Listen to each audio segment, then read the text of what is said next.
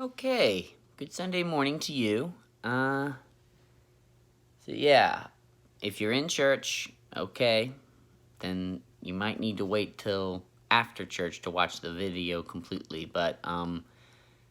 So I wanted to share something with you that I was shown this morning, and I really believe God put His finger on it, on a small area of my life. So without further ado, if you have a Bible, you can turn with me to Galatians chapter 3. And first off, we need, let's set the stage. We need to look at the context. What we always want to do is we do not want to take the Bible out of context, okay? So, who's the author here? Well, the author is Paul. Who's he writing to? Okay, he is writing to a group of believers in the town called Galatia, which was a Gentile city. Okay, and this is written to a body of believers in Galatia. Okay. Now, having said all that, I want to read to you verses 1 through 5. So Galatians 3, 1 through 5, let's begin. You foolish Galatians, who has bewitched you? Before your very eyes, Jesus Christ was clearly portrayed as crucified. I would like to learn just one thing from you. Did you receive the Spirit by observing the law, or by believing what you heard? Are you so foolish? After beginning with the Spirit, are you now trying to attain your goal by human effort? Have you suffered so much for nothing, if it really was for nothing? Does God give you His Spirit and work miracles among you because you observe the law, or because you believe what you heard? Now, why does Paul ask all these questions? He's asking these questions because apparently the book of Galatians was written and to kind of rebuke a false doctrine that was going through the church at the time. And what was happening during the time? Okay, apparently people were telling the believers of Galatia, okay, you cannot believe in Jesus just by saying, I believe in Jesus. They went around saying, you need to first adopt and practice the Jewish customs, and then you can be saved. And Paul was like, wait a minute, guys. Why are you listening? Because some of them actually got deceived and were brought into that movement. So that's something you gotta be careful of. And I want to focus in on something. Verse 5, it says, does God give you His Spirit and work miracles among you because you observe the law, or because you believe what you heard? That was a rhetorical question, by the way. That rhetorical question, I mean, you already know the answer to that. First off, let's read the question again. It's in verse 5. Does God give you His Spirit and work miracles among you because you observe the law, or because you believe what you heard? He's asking the people of Galatia that. What is the answer? No. I mean, no. Why? Because we fail to completely observe the law. We've all broken it. So God doesn't just give His Spirit to the people who completely observe the law, or have all their lives put together and say, okay, I'm going to work through that person because he's perfect. No. God doesn't use perfect people. There are no perfect people. And I want to encourage someone, and this was something that God really showed me. You do not have to wait until you're in a good spot in your life to serve the Lord. What you need to do is serve the Lord in the good, when the times are good, yes, but also when times are bad.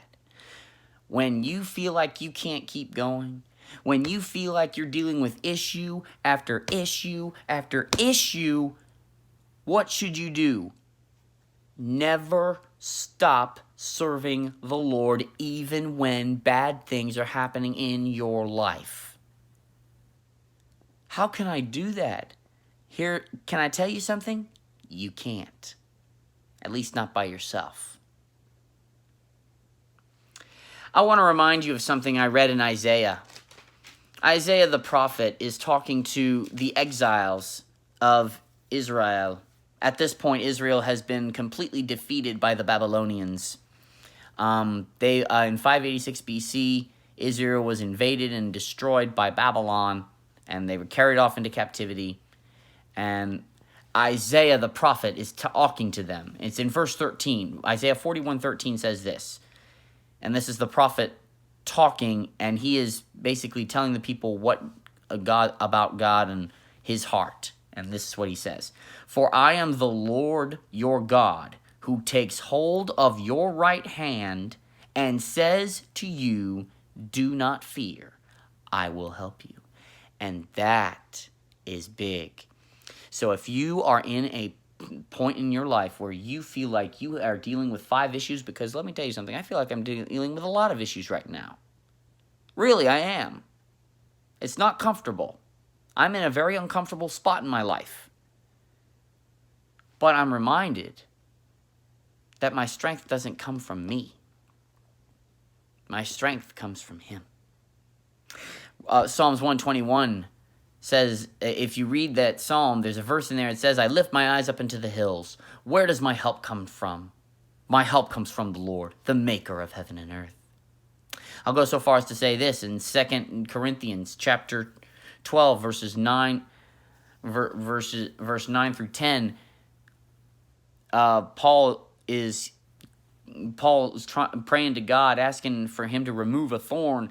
And guess what God says to him? My grace is sufficient for you. My power is made perfect in weakness. And then Paul goes on to say that he will gonna boast in his weaknesses, because he goes on to say in the latter part of that verse, when I am weak, I am strong. How's that possible? Because his strength doesn't come from him. It comes from Christ. That's what Paul was talking about. Not his strength, but the strength of the Lord. And I want to encourage you today, be strong. If you've got issues in your life, I've got some, trust me. I'm not well put together, but I'm reminded that I cannot stop serving the Lord because I've got problems in my life. And you can't stop serving God because you've got all these issues in your life and you're saying, oh, wait, I need to correct this. I'll get back to serving the Lord. I just need to make sure that this part of my... No. Serve the Lord in spite of the issues, but ask him to help you because you can't do it by yourself. And if you've got issues, you need to talk to somebody. And look, if you don't have, and listen, I'm going to be honest with you. If you feel like you can't talk to anybody about it, then just say, hey man, I need someone to pray for me. I had that happen this morning. I told somebody at church, I said, I've got issues. I don't want to talk about them. And the man said, well, let me pray for you then. And he did. Listen, if you really feel that uncomfortable where you can't talk about your issues, okay. But ask someone to pray for you. That's okay. Look, if you don't, because every time, I'm thinking about it this way, there's something that you need to understand. And this was quickly brought to my attention. Thank you, Lord. Not everybody wants to talk about their issues. Now, maybe some people do want to talk about their issues, but if you're one of those people that say, man, I don't really want to talk about stuff like that, well, that's fine. That's okay. But don't go through life and not ask someone to pray for you, because then you're doing yourself a great disservice. Look, we're not all perfect. God doesn't use perfect people. Matter of fact, I'm reminded of Isaiah 41:8. It says, but you, O Israel, my servant, Jacob, whom I have chosen, you descendants of Abraham, my friend. In this passage, God calls Abraham his friend. Why? Well, for one thing, it says about Abraham in Galatians 3, verse 6. It says, Paul is talking to the people of Galatia, he's saying, consider Abraham. He believed God, and it was credited to him as righteousness. Righteousness doesn't... Let me tell you something. Don't wait until your life is all, quote-unquote, fixed to begin serving the Lord. Begin serving where you are right now. And yes, even if you have issues, trust me, people frustrate me. I am telling you, there are certain people that frustrate the living mess out of me. I cannot stand them. Yet despite my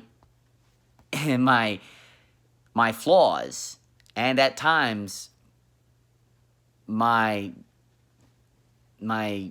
issues, God still wants to use me as he does you.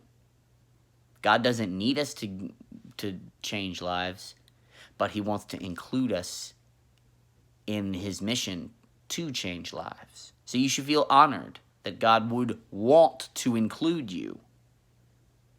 He doesn't necessarily need you. No, he doesn't. He doesn't need you. He doesn't need me. But he wants you. He's literally saying, I want to use you to do this. So will you consider serving the Lord? Even when it's hard? Even when things... And serving God may mean different things for you. Maybe for some of you, it means going and talking to that person that, you keep putting off. Maybe it means getting involved in a church body. I don't know what that looks like for you, but that's where you need to seek the Lord about. Look, it's not easy. Look, it is not easy. I probably said that more times than I care to mention, but it's not easy. It's the hard Christianity, or should I say, a life in relationship to Christ is going to be a very hard life. I don't paint a pretty picture because guess what? The Christian life ain't supposed to be this pretty sparkling mansion with marble tile and steel wood floors. It's a life where you are in the trenches of war. We are fighting a spiritual war against the enemy. And if you say, well, I'm not going to do it, then guess what? Satan's won. He's beaten you. Keep going, even when it's hard. Keep encouraging people, even when you don't feel like you have the strength to do it. Keep praying, even though you may not feel like it. Keep reading, even though you may not be able to concentrate. It's hard, but guess what? Our strength doesn't come from us. It comes from him. I thought that needed to be said. And if you have, anything, and I'll throw this out. If you have anything that you need prayer for, then you can send me a message and I'll pray for you, okay? All right? I hope you all have a great Sunday, and God bless you.